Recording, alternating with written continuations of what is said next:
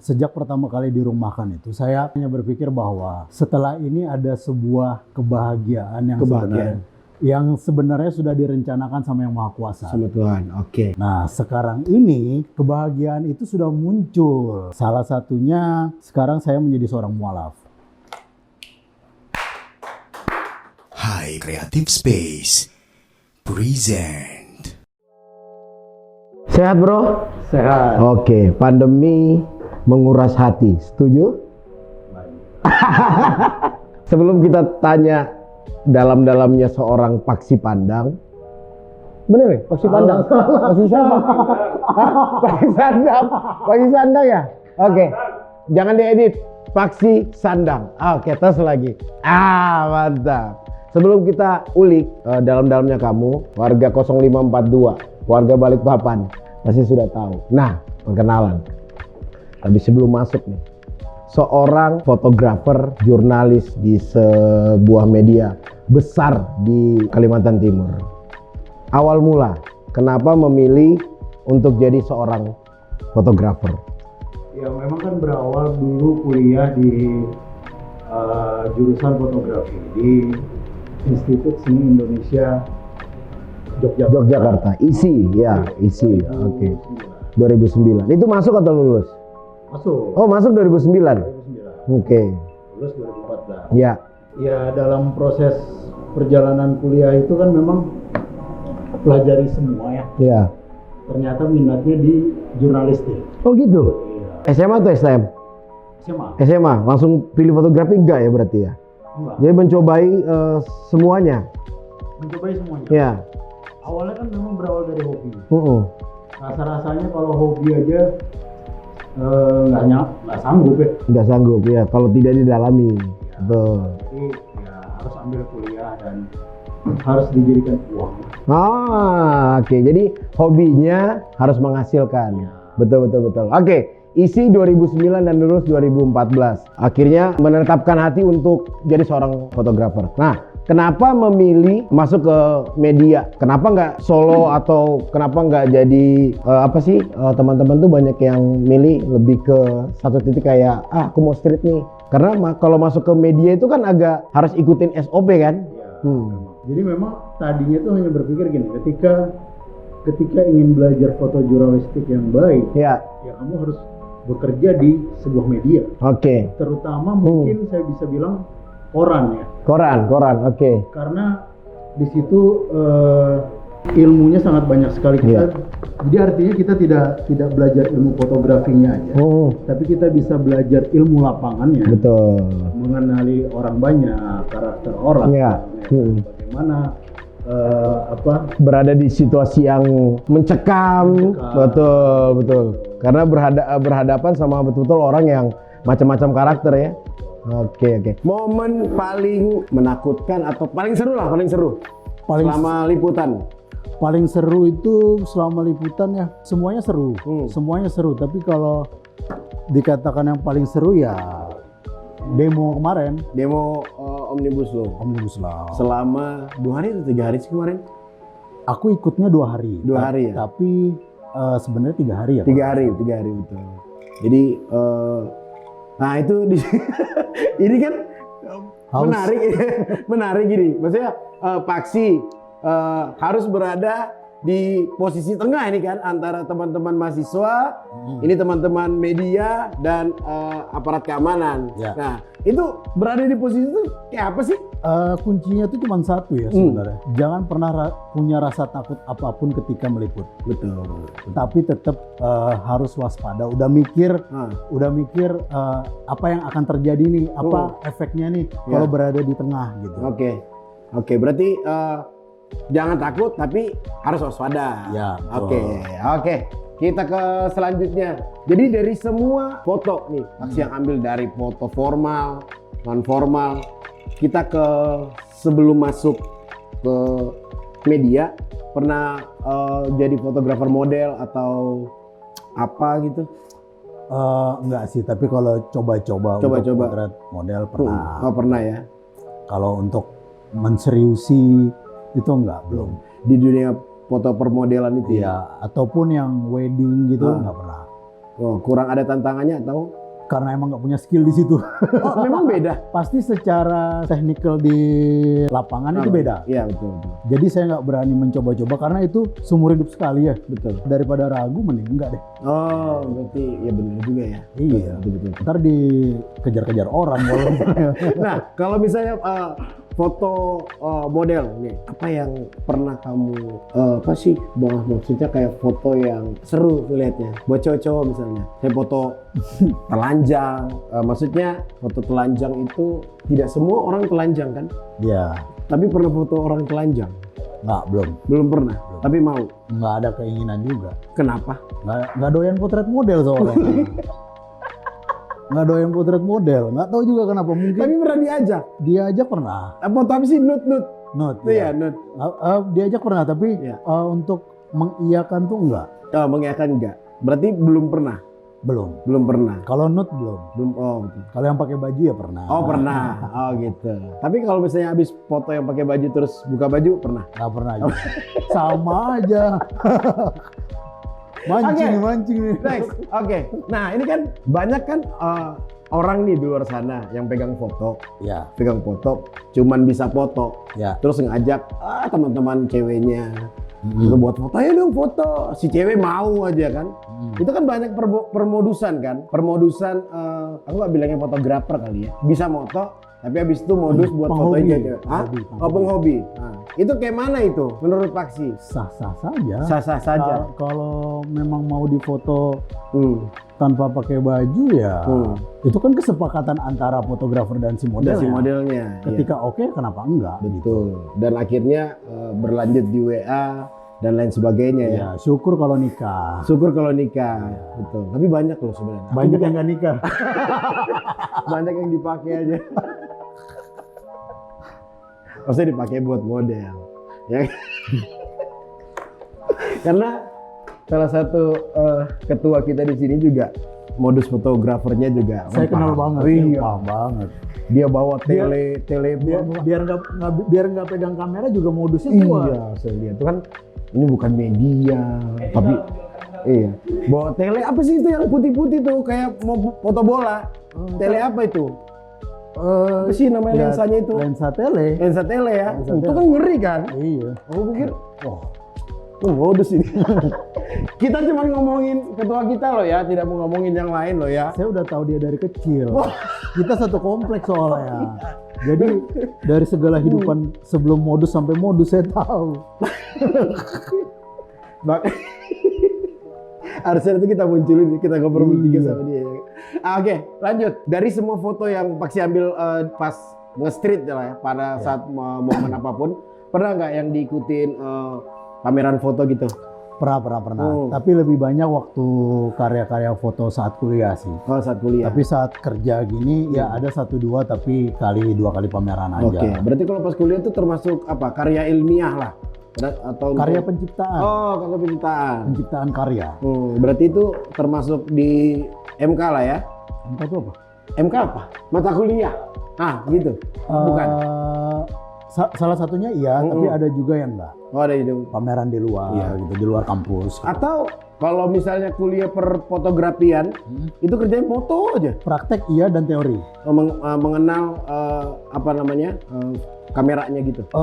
Lebih ke ilmu fotografi ya. Jadi memang di kampus saya dulu itu kita tidak diajarkan untuk membuat foto bagus. Oke. Tapi kita belajar ilmu fotografinya. Fotografinya. Iya, ilmu fotografinya, ilmu sejarahnya, Oke.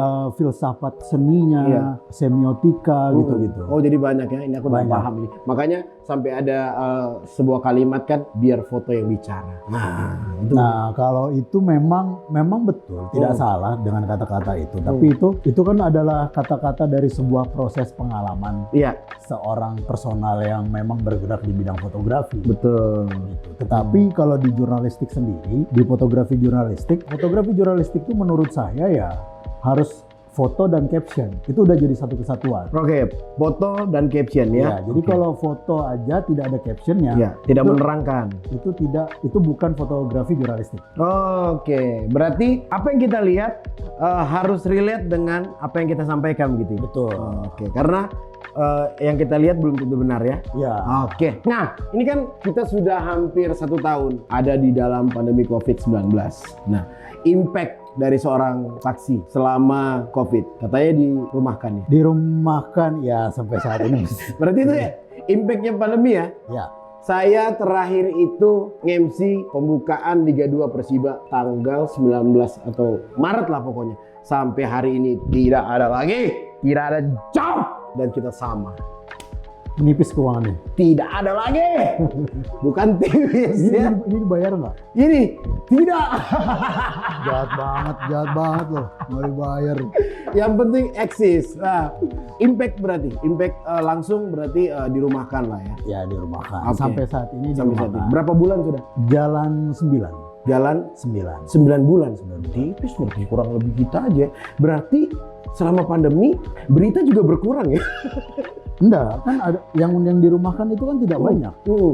Jadi hanya 1-2 aja. Oh, 1-2 Jadi aja. tetap masih ada teman-teman yang bekerja. Iya, ini susahnya ya, warga ya. Kalau yang kerja di office, di kantor bisa WFH. Nah, kalau fotografer WFH, masa mau foto dari rumah, kejadian kan tidak mungkin ya. Tidak bisa, berarti tidak semua bisa WFH.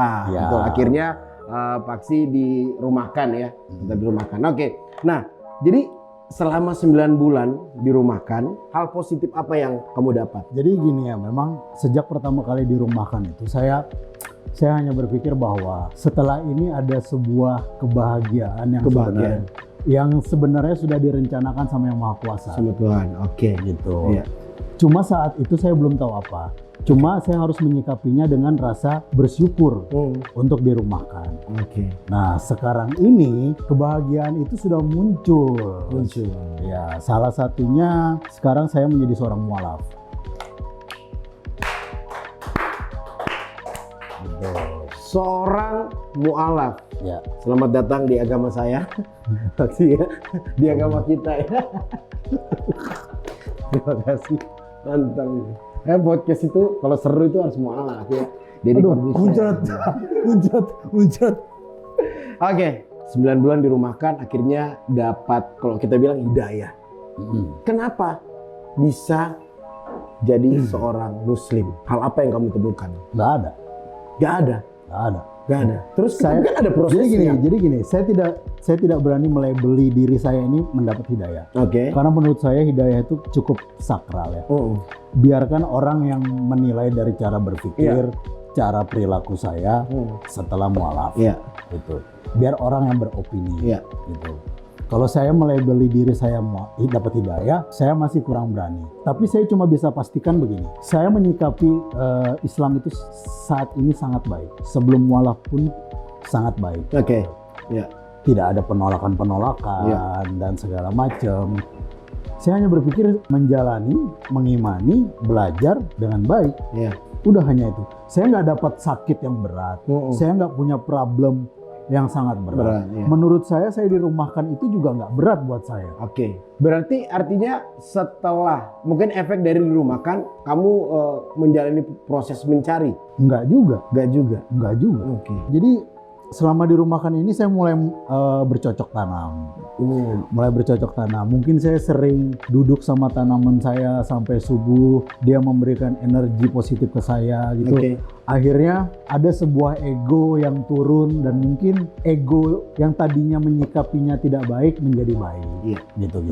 Hanya itu aja sampai saya memutuskan. Sampai sebelum mualaf pun saya harus izin sama ayah saya. Karena rasa-rasanya kalau nggak izin, jalan saya nggak akan baik. Betul, karena kita sama-sama tahu semua agama di Indonesia tidak ada mengajarkan ya benar. Dan kebetulan dosa, memang dari kecil itu keluarga kami itu udah hidup dengan yang sangat toleransi yang sangat tinggi. Ayah saya itu dari keluarga Muslim yang taat sekali. Oh, Bapak Muslim ya? Tapi beliau sejak remaja pindah Nasrani. Oke.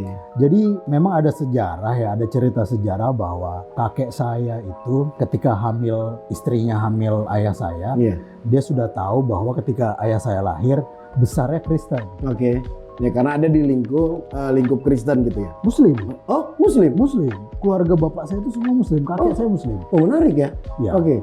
Jadi makanya ketika ayah saya lahir, ketika dia kecil, dia nggak sholat, dia nggak dimarahin. Oke. Tapi kakak-kakaknya, adik-adiknya dimarahin. Oh, oke. Karena sudah ada sejarah. Ya saya nggak bisa cerita Itu lebih rahasia lanjut. inilah ya. Ya, ya orang Jawa zaman dulu Iya. lah. Mungkin Rahasia kalau- nenek berarti ya. Kayak resep makanan dong. Iya kan Kalau rahasia nenek rahasia kan. kakek dong. Rahasia kakek ya, betul. Iya. Oh. Tapi kakek kan nikahnya sama nenek kan? Iya. Terus Oh, jadi satu. iya betul. Karena kadang-kadang laki-laki sama perempuan tuh punya rahasia masing-masing. Bisa jadi. Aku belum jadi kakek soalnya. Jadi aku nggak tahu. Oke, apa namanya, punya insting lah ya.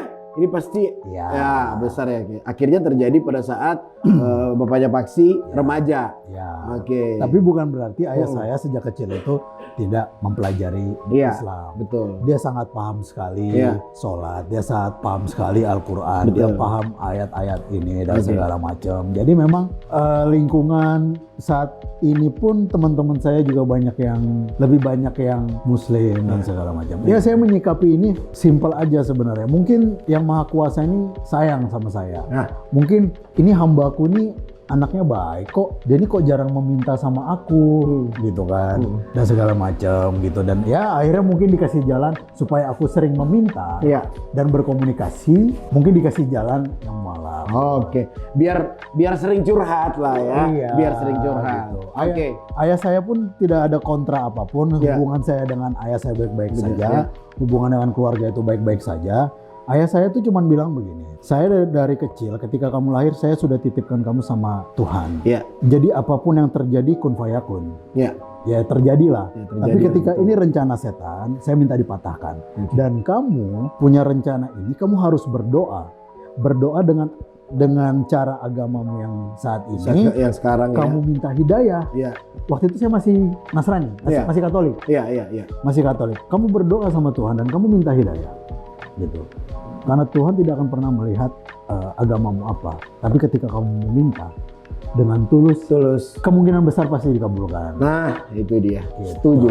Apapun yang kita lakukan dengan niat tulus, pasti Tuhan akan berikan jalan. Ya. kan? Oke.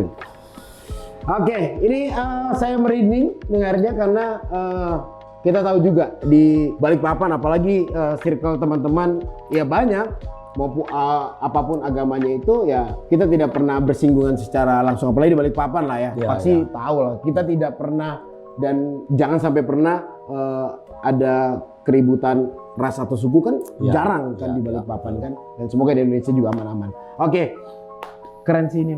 Oke, nih kembali lagi ke foto. Selama bertugas kemarin sebelum pandemi, pasti banyak foto-foto yang berkesan Ya, ada. di Balikpapan lah. Ya. Di Balikpapan. Waktu itu momennya seperti apa? Foto yang paling berkesan buat saya waktu kejadian kebakaran Teluk Balikpapan.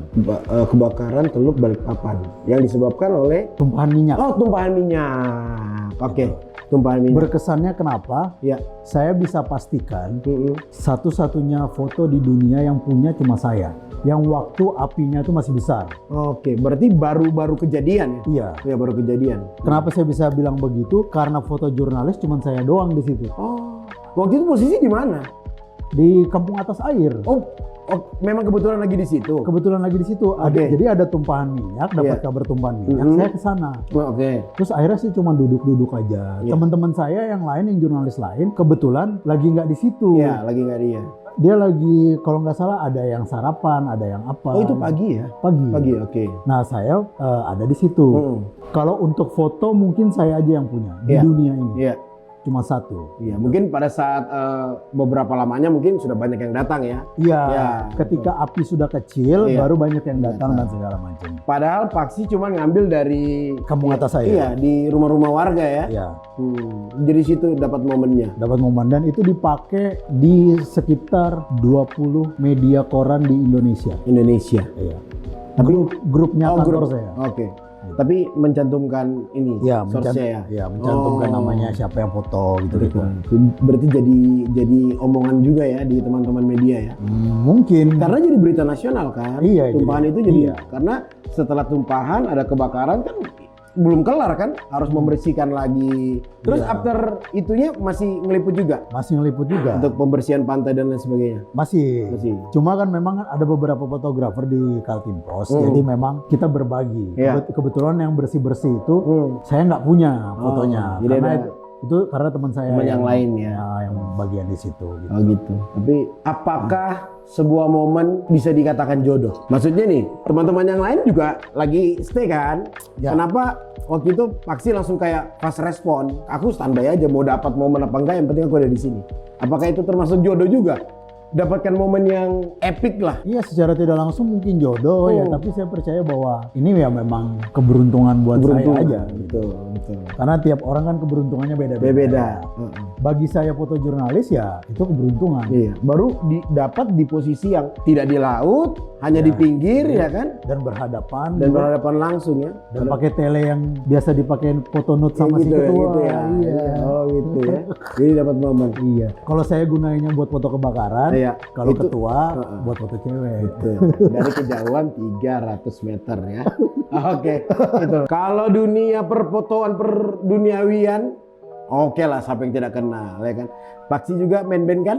Main band. Main band ya kan. Ya. Pegang apa waktu itu? Vokal. Vokal ya, sama siapa sih? Teman Sama- kita itu Ruka bukan ya? Dede Ruka Iya, kan? sama Iya kan? Freike, Hmm. Wiki. Wiki. Drummermu yang celana pendek kan terus kacamata itu ya? Siapa itu lainnya? Lain. Drummerku tuh si Rian Panjul. Sama udah itu aja. Iya. Terus selain main band, dia juga ini loh. Apa karate atau judo? Enggak, petarung kampung aja. Ah tidak.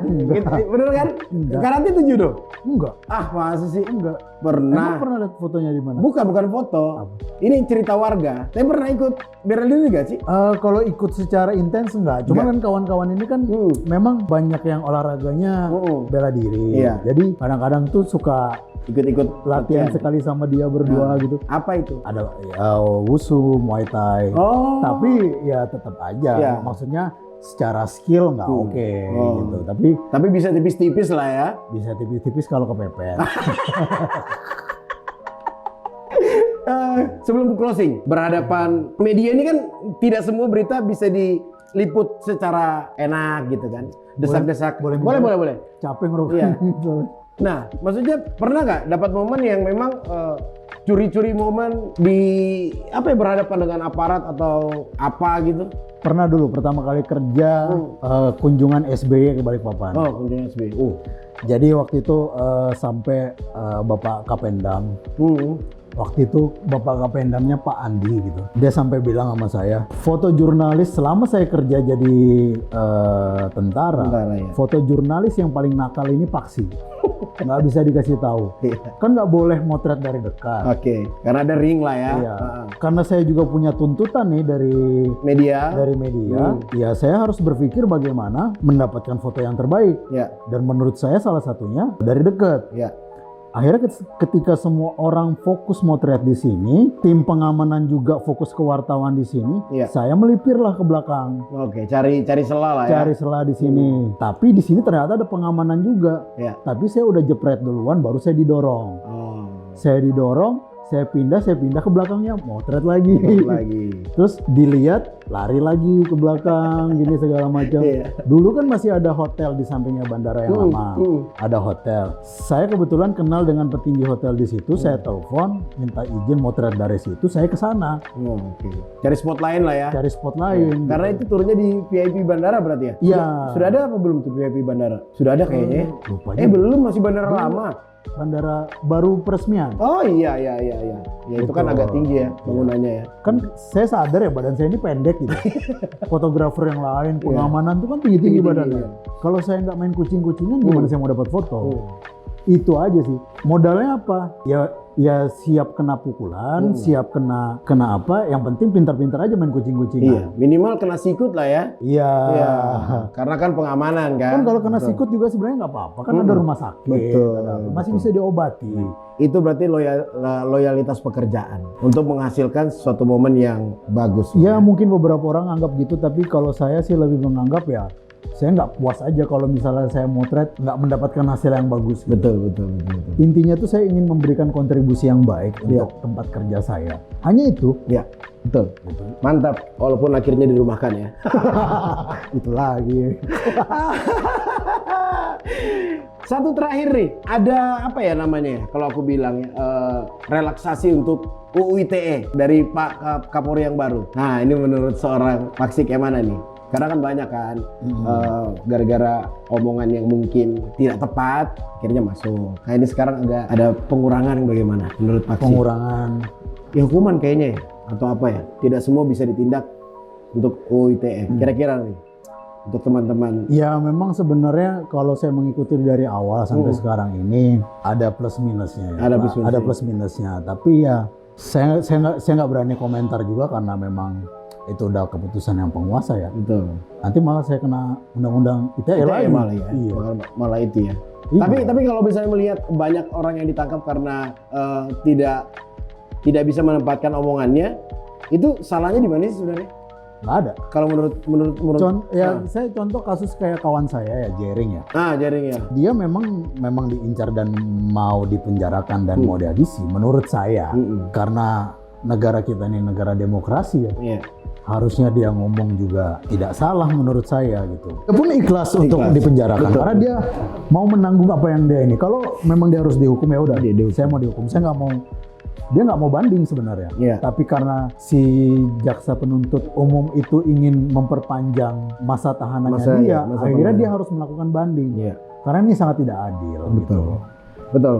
Karena di balik semua masalah, tapi pasti di situ ada pelanginya lah ya. Iya. Nah, yang bisa merasakan nanti ada bidadarinya. Ada bidadarinya pasti. Dari pelangi. Pasti itu ada, ya kan? Karena yang tahu itu ya Jering, dan mungkin semua teman-teman juga yang pernah merasakan tentang UU ITE-nya ya pasti ada hikmahnya. Aku yakin. Iya, pasti ada hikmahnya. Apapun yang kita dapat hal yang buruk dalam hidup kita. Yang Maha Kuasa itu pasti merencanakan sesuatu kebahagiaan yang lain. Betul. Tapi memang hanya kita ini selama menunggu kebahagiaan yang lain itu mau bersyukur apa enggak? Iya. Mau meminta enggak? Mau curhat enggak? Betul. Itu aja sih. Karena hidup ini kan cobaan. Pokoknya dites aja terus. Sekuat apa ya? Sampai kita mau mati pun kita akan dites. Betul. Oke. Burger masih jalan? Burger masih jalan. Masih jalan ya. Terus ngeband masih? Masih. Reunian lah ya. Semua masih jalan. Masih jalan semua. Nah, kerjaan ya. Kerjaan sebagai jurnalis. Tapi kalau foto-foto, kalau pengen foto apa aja masih jalan. Masih Kang ini pegang kamera.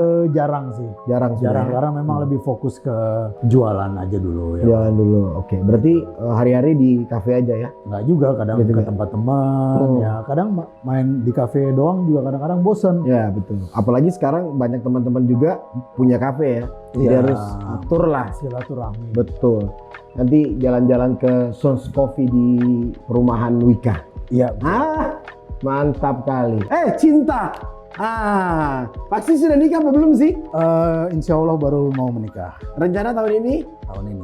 Jodoh sudah pasti ada dong ya? Sudah ada. Karena syarat menikah adalah jodoh. Kamu kalau punya uang, nggak ada ceweknya, nggak ada cowoknya, gila kamu kalau menikah ya. Jadi itu syaratnya. Hari Anda ya kurang-kurangi foto. Iya. Anda secara finansial sudah oke. Tapi tolonglah jangan mempermainkan hati adik-adik. Terutama adik-adik di SPG. Ading-ading. Ada rencana selain menikah tahun ini? Mungkin membuat meteor. Paling ya pengembangan bisnis di usaha ya. Di burger gitu. Memang kita udah pelan-pelan ya investasi di bidang bakery. Oke. Karena kita jual burger, ya kita nggak bisa berharap terus untuk kepada tukang roti yang sebelumnya kita pesan. Gitu. Kalau tukang rotinya sakit gimana? Kita nggak jualan dong. Betul. Akhirnya kita investasi. Memang investasi ini kita nggak boleh setengah-setengah ya. Ibaratnya gini, ketika kamu mau mancing di kolam yang gede, umpannya harus gede. Ya. Mau mancing di kolam yang kencing. Nggak apa-apa. Kadang-kadang kita mancing itu memang harus kencing. Iya. Bagaimana, mantap kan? Mantap kan? Masuk kan? Sampai mereng mejanya. Geser dulu ya. Makanya aku itu kalau jadi hakim, kamu langsung karena aku pintar ini kan, membelokkan kan. Oke, kencing di mana itu? Jadi kalau misalnya kita mau mancing di kolam yang kecil, umpan yang gede ini kan bisa dibagi. Oke, bisa banyak lah jadi banyak. Tapi kalau kita investasi umpan yang kecil, kita nggak bisa mancing di kolam yang gede loh. Setuju. Iya kan? Setuju. Kita cuma bisa mancing di kolam yang kecil. Oke, iya. Berarti rencananya adalah pengen buat atau produksi roti sendiri. Roti dan buka booth burger gitu, tapi dengan nama yang lain. Tapi afiliasi by Sans Coffee. Oke, berarti nanti rencana buat sendiri untuk produk sendiri, terus rotinya mungkin bisa dijual ke yang lain juga. Oke, kita akan tampilkan bagaimana Paksi membuat roti ya. Ini teman-teman akan siapkan terigunya, terus telur dua, sama ada panggangan ya. Oke, jangan kemana-mana. Setelah ini kita lihat Paksi bikin puding. Thank you bro. Sama-sama, saya terima kasih banyak udah diundang. Sukses, kita harus ada part 2 karena kita akan kulik lebih dalam lagi. Boleh. Pas nikah ataupun nanti setelah nikah. Boleh. Saya cabut. Bye-bye.